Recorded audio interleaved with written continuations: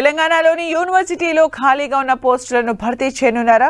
PG ప్రొఫెసర్ల పోస్టులకు ప్రథమ ప్రాధాన్యం ఇవ్వనున్నారా?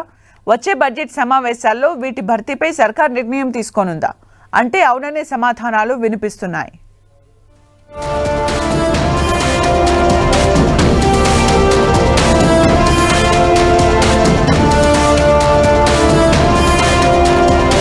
తెలంగాణలోని యూనివర్సిటీల్లో అసిస్టెంట్ ప్రొఫెసర్ల పోస్టులను భర్తీ చేసేందుకు ప్రభుత్వం కసరత్తు చేస్తోంది. ఇప్పటికే ఉన్న కాంట్రాక్టు ప్రొఫెసర్లను యథాతథంగా కొనసాగిస్తూనే మిగిలిన ఖాళీలను భర్తీ చేయాలని గతంలోనే నిర్ణయించింది. సుమారు 500 అసిస్టెంట్ ప్రొఫెసర్ల పోస్టుల్లో కొత్త వారిని నియమించేందుకు సమాయత్తమవుతోంది రేవంత్ రెడ్డి సర్కార్.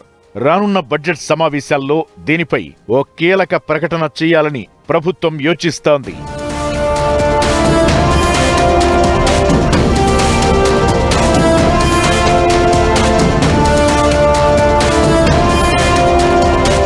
యూనివర్సిటీలో ప్రస్తుతం పనిచేస్తున్న కాంట్రాక్టు అధ్యాపకుల కొలువులకు ఎలాంటి ఇబ్బంది లేకుండా సుమారు 500 మంది అసిస్టెంట్ ప్రొఫెసర్లను నియమించాల్సి ఉంది.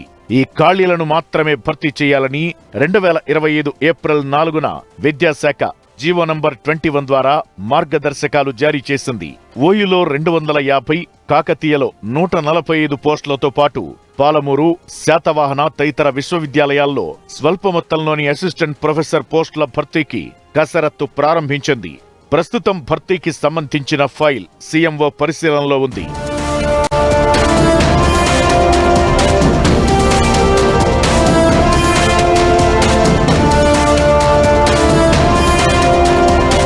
వెయిటేజ్ మార్కుల విషయంలో దివ్యాంగుల విద్యార్హతకు 10 మార్కులు కాకుండా 30 ఇవ్వాలని డిమాండ్లు వెల్లువెత్తుతున్నాయి. తమను కాంట్రాక్టు ప్రొఫెసర్లుగా గుర్తించాలని పార్ట్ టైం అధ్యాపకులు సైతం కోరుతున్నారు. దీనిపై ప్రభుత్వం సానుకూలంగా ఉన్నట్లు తెలుస్తోంది. అవసరమైన సవరణలపై నివేదిక ఇవ్వాలని విద్యామండలికి ఆదేశాలు జారీ చేశారు సీఎంఓ అధికారులు.